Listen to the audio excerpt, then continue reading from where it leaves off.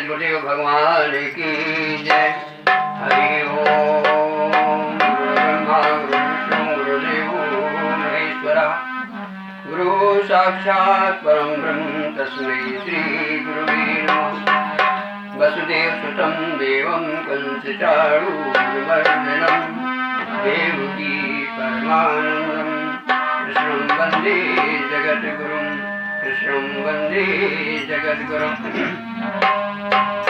आदरणीय प्रातः स्मरणीय सद्गुरुदेव भगवान के चरणों में विराजमान हम सब हम आपकी तरफ से और इन स्वयं भगवान के चरणों में प्रणाम करते हुए आइए सर्वप्रथम बल्लभ नाम राम रघुवर को हेतु कृषाण भान हिमकर को। भगवान शंकर कहते हैं ब्रह्म राम ते नाम बड़ वरदायक वरदान और रामचरित सतकोट माँ लिए महेश जिए जान। भगवान शंकर ने 100 करोड़ रामायण का अध्ययन किया, तत्पश्चात उसका सार तत्व राम नाम अपने जीवन में रख लिया और साथ में अपनी धर्मपत्नी को भी मोड़ लिया। कहते हैं मंगल भवने अमंगल हारी, अरुमा सहित देहि जपत पुरारी। जय सिया राम जय सिया राम, जय सिया राम जय सिया राम।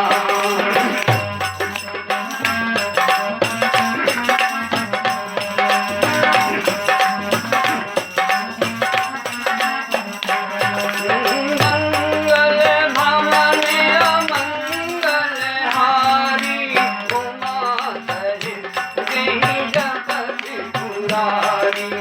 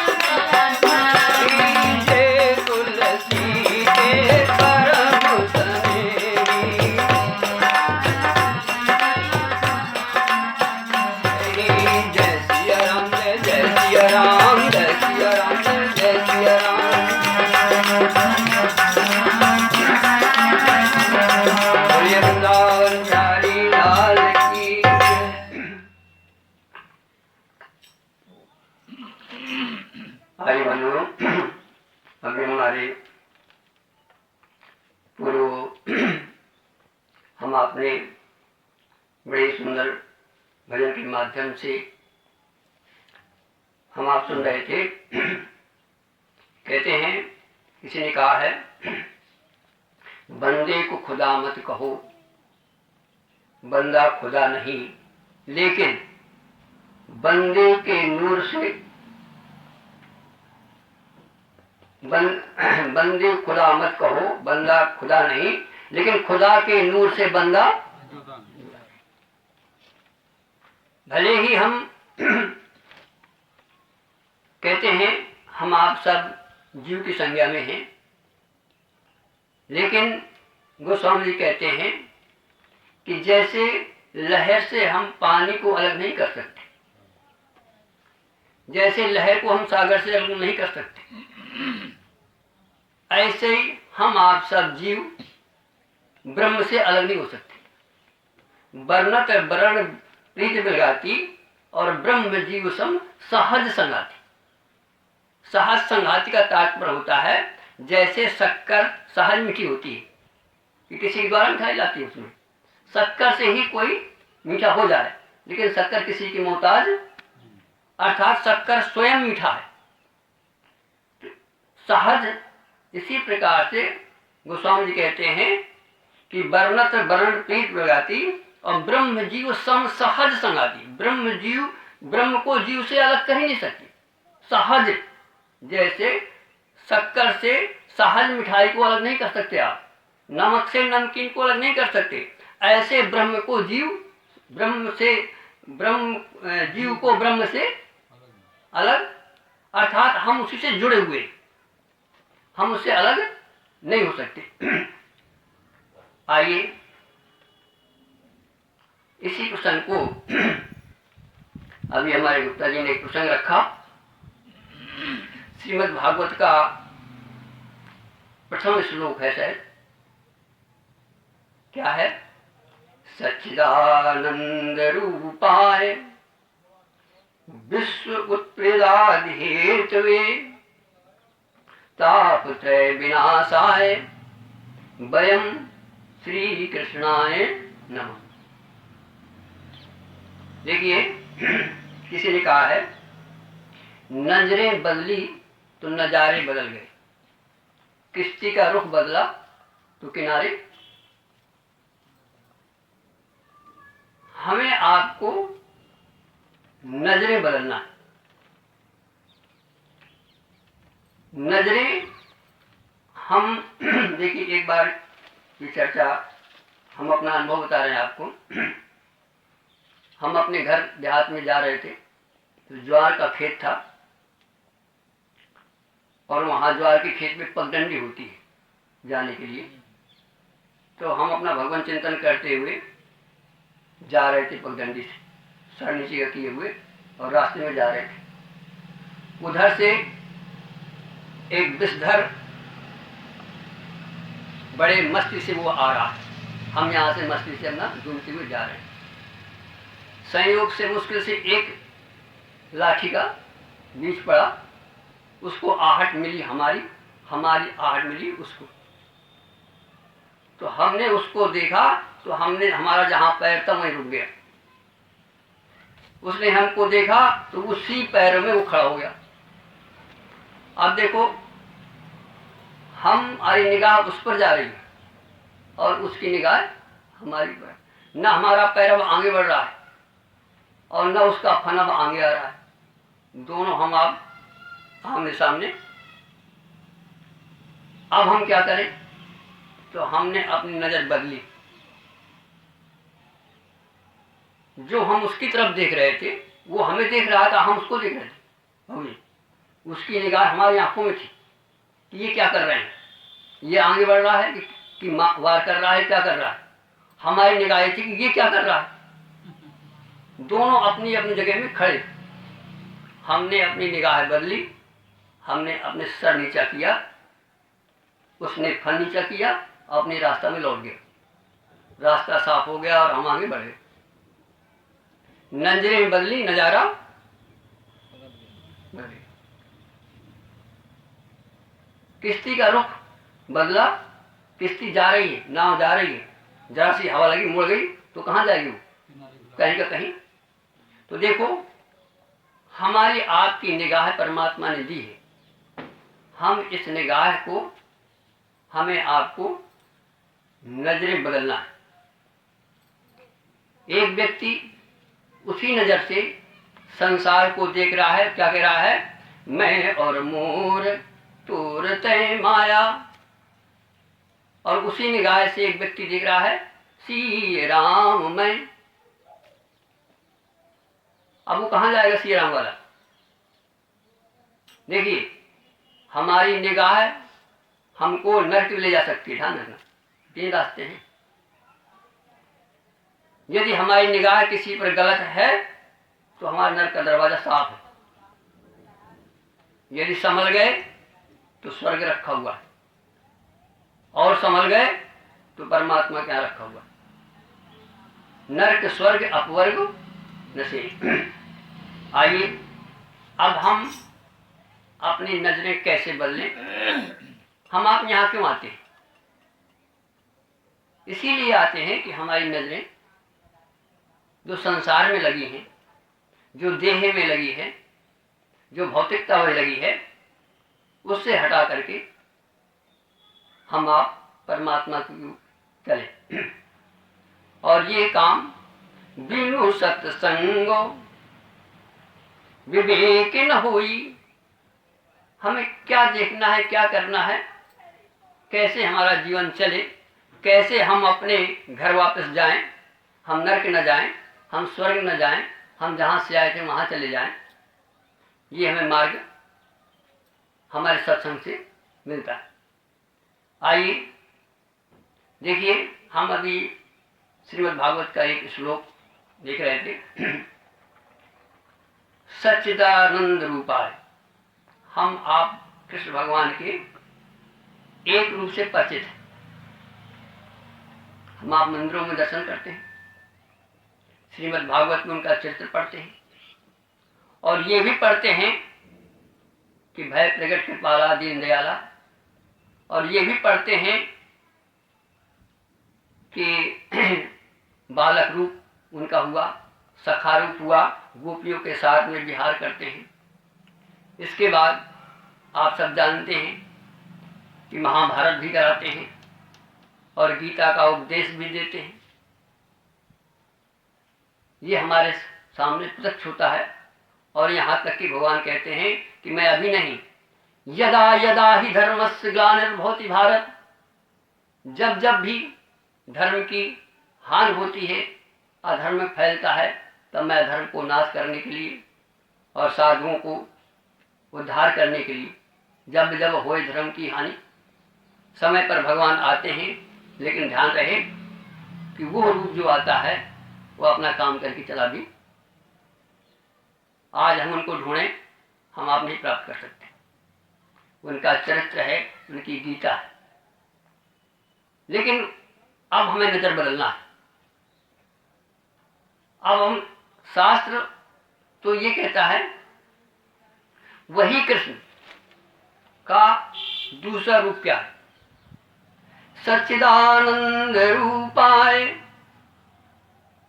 एक रूप की झांकी तो हम मंदिर में मिलती है, देखते हैं, आप रोजाना आरती उतारते हैं, दर्शन करते हैं। और जब हम आप आध्यात्मिक ओर चलते हैं, शास्त्र के पास आते हैं, सद्गुरु के पास आते हैं, तो हमें क्या सिखाते हैं कि वहां से आरती पूजा हो गई तुम्हारी, अब उस कृष्ण को समझो कि वो कृष्ण क्या है। वो कृष्ण तो चले गए, लेकिन अब दूसरे रूप को भी आप समझो। जैसे हमारा आपको ये रूप ये दिखाई दे रहा है, तो क्या ये वास्तविक है क्या? लेकिन इसके अंदर एक और विराट बैठा हुआ है। इसके लिए हम आप सत्संग में आते हैं। ये तो हमें दिखाई देता है, इसको क्या समझना है, लेकिन इसके पीछे जो विराट बैठा हुआ है, एक कृष्ण तो वो है, और उसी का विराट रूप क्या है, सच्चिदानंद रूपाय। क्या है शब्द? और यही रामायण कहती है। राम सच्चिदानंद दिनेशा, और यही भगवान शंकर कहते हैं, जय सच्चिदानंद घन पावन। उसी राम को देख करके भगवान शंकर राम नहीं कहते, ध्यान देना। वो क्या कहते हैं? वो विराट देख रहे हैं, जय सच्चिदानंद घन पावन कहते हैं। और उसी को माँ पार्वती भवानी देख करके मोहित हो जाती हैं कि जो सच्चिदानंद है वो ये कैसे एक स्त्री के विरह में घूम रहा है, हो ही नहीं सकता। कितना बड़ा भ्रम हो गया। तो आइए हम आप नजरें बदलें और सच्चिदानंद का जरा अर्थ समझें। क्या कहते हैं? पहला शब्द क्या है? सत। सत का तात्पर्य होता है जिसका कहीं अभाव ना हो, कभी अभाव ना हो, कहीं अभाव ना हो, ना उत्पन्न होता हो ना पैदा होता हो, जो हो ही उसको हम कहते हैं सत। और दूसरा शब्द जुड़ा हुआ है चित्त, तीसरा शब्द जुड़ा हुआ है आनंद। तो देखो फिर आगे क्या कहते हैं? सच्चिदानंद रूपाय, बोलो जरा, विश्व उत्पत्ति आदि हेतुवे। विश्व उत्पत्ति आदि हेतुवे, आदि शब्द लगा हुआ, ध्यान देना। जिससे ब्रह्मांड उत्पन्न होता है, जिसमें ब्रह्मांड रहता है और जिसमें ब्रह्मांड लय होता है, वो है सच्चिदानंद। सच्चिदानंद रूपाय विश्व उत्पत्ति आदि हेतुवे तापत्रय विनाशाय। उसका जो ऐसा है जिसमें ब्रह्मांड उत्पन्न होता है, ब्रह्मांड रहता है और ब्रह्मांड लय होता है, ऐसे सच्चिदानंद को जो जिसके स्मरण से, जिसके ध्यान से, जिसका पूजन से हमारे तीनों ताप, दैहिक दैविक भौतिक तीनों तापों का विनाश होता है, ऐसे श्री कृष्णाय वयम नमः, ऐसे कृष्ण भगवान को मैं नमन करता हूं। ये है परमात्मा का विराट रूप। एक रूप से तो हम परिचित हैं, लेकिन अब नजरें बदलो। वो तो चले गए, लेकिन उनका विराट आज भी मौजूद है, क्योंकि वो था, वो है और वो रहेगा। तो अब हमारी नजरें इधर को आए। जैसे अब आप थोड़ा दृष्टांत के माध्यम से समझो आप इस चीज को। ये विराट रूप कैसे है? भगवान कृष्ण कहते हैं गीता में, अर्जुन, जैसे आकाश से वायु उत्पन्न होती है, ध्यान देना, आकाश में रहती है और आकाश में लय हो जाती है। लहर सागर से उत्पन्न होती है, सागर में रहती है और सागर में लय हो जाती है। इसी तरह से सारा ब्रह्मांड परमात्मा से उत्पन्न होता है, परमात्मा में रहता है और परमात्मा में लय हो जाता है। उसका नाम है श्री कृष्ण, उसका नाम है सच्चिदानंद रूपाय। तो वो बताओ कहाँ नहीं है, कब नहीं है? हरि व्यापक। तो जब हम परमात्मा का ध्यान करें, परमात्मा का स्मरण करें, तो उस सच्चिदानंद को स्मरण करके कि हम उसी में बैठे हैं। लहर को ये सत्संग मिल जाए कि लहर जिस सच्चिदानंद को तू याद कर रही है, तो उसी में बैठा है, उसी से उत्पन्न है, उसी में लय है। बंदे को खुदा मत कहो, बंदा खुदा नहीं, लेकिन खुदा के नूर से बंदा। तो हमें आपको अब इस सत्संग के माध्यम से यहाँ बैठ करके हमें अपने नजर को बदलना है। और यदि हमारी नजर बन गई तो नजारे तो बंधुओं कि ये तो हुआ वयम कृष्णाय नमः, और यही नियम राम में लागू होता है। भगवान के गोस्वामी कहते हैं राम सच्चिदानंद स्वरूपा। राम का कैसा स्वरूप है? सच्चित आनंद। अब ये तो हुआ परमात्मा का दर्शन, लेकिन आप उस विराट को हम कैसे गोता मारे? तो उस विराट की अभी चर्चा बंद करो, पहले अब अपनी चर्चा सुन लो। इसके अंदर जो विराट बैठा हुआ है, ध्यान देना। अच्छा बताओ, लहर के अंदर सागर ही बैठा है, कोई और बताओ? तो लहर सागर पर न जाए, अपने में जाए कि मैं कहां हूं। तो सागर में है। इसलिए गोस्वामी लिखते हैं कि हम लखी, उसको क्या देखेगा? उसको देखना है तो हम लख, अपने को लख, हम लख लख ही हमार, वो विराट लग जाएगा। ये लहर ने अपने को लख लिया तो वहीं पर बैठा हुआ है।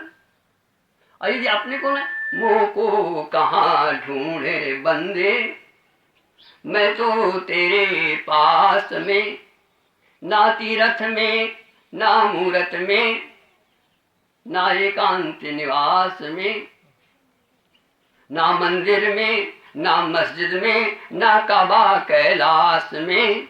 अरे मोह को कहाँ ढूंढे रे बंदे, मैं तो तेरे, नहीं प्राण में नहीं पिंड में और नहीं ब्रह्मांड आकाश में। यद्यपि वो सर्वस्त्र है, लेकिन तुम ढूंढो कहीं नहीं मिलेगा। ऐसा कोई कण नहीं, ऐसा कोई समय नहीं जहां वो न, लेकिन ढूंढो तो कहीं। क्यों? कि जब तक हम अपने में नहीं ढूंढेंगे, और अपने में ढूंढ लिया तो मिल गया। मुँह को कहाँ ढूंढे रे बंदे।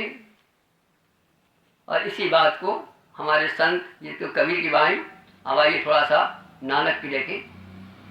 काहे रे, वो तो बड़ी थापड़ मार रहे हैं, कहते कहते परेशान हो गए, लेकिन हम आप सुनते नहीं। तो उनके अंदर से कठोर वाणी निकलती है। काहे रे बन खोजन जाई, अरे सर्वनिवासी सदा अलिपा, अरे तू ही संग समाई। काहे रे बन खोजन जाई, कैसे? पुष्प मध्य जो बास बसत है। बताओ, फूल से महक कितनी दूरी है? दूरी। ऐसे तुमसे परमात्मा दूर नहीं है। जिन्होंने जाना है वो कह रहे हैं, पुष्प मध्य जो बास बसत है, और मुकुर माही जस छाई, और तैसे ही हरि बसे निरंतर, अरे घट ही खोजो। और कहते हैं, बाहर भीतर एक ही जानो, यह गुरु ज्ञान बताई। बताओ, घट के अंदर आकाश और बाहर आकाश एक ही के अलग अलग?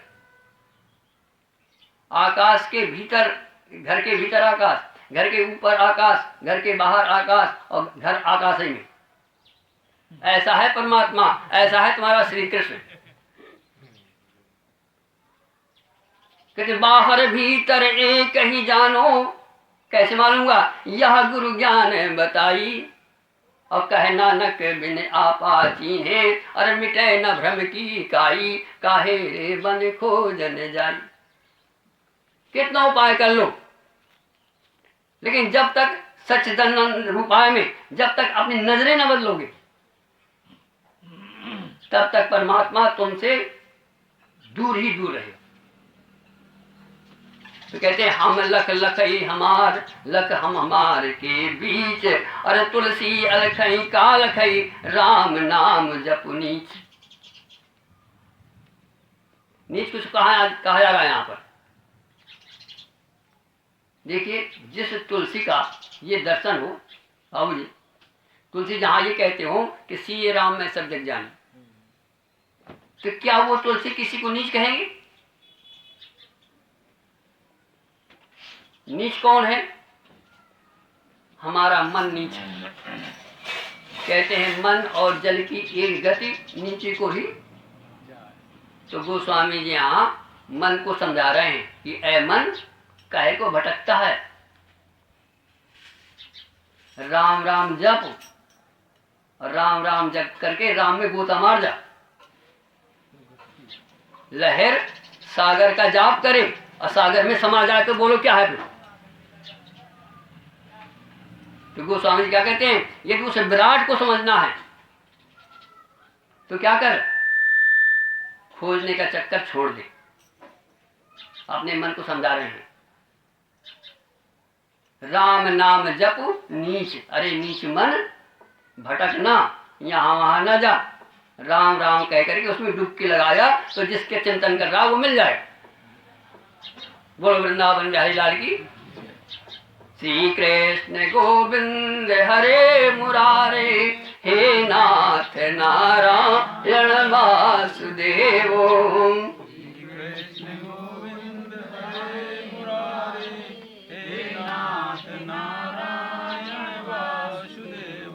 हे नाथ अब तो ऐसी दया हो, जीवन निरर्थक जाने न पाए। अब तो ऐसी दया हो, जीवन निरर्थक जाने न पाए। ये मन न जाने क्या क्या कराए, कुछ बन न पाया मेरे बनाए। मन न जाने क्या क्या कराए, कुछ बन न पाया मेरे बनाए। वो शक्ति दे दो सत्संग कर लूं, वो शक्ति दे दो सत्संग कर लूं। अपने हृदय में सद्भाव भर लूं, भर लूं। नर्तन है साधन भव सिंध कर लूं,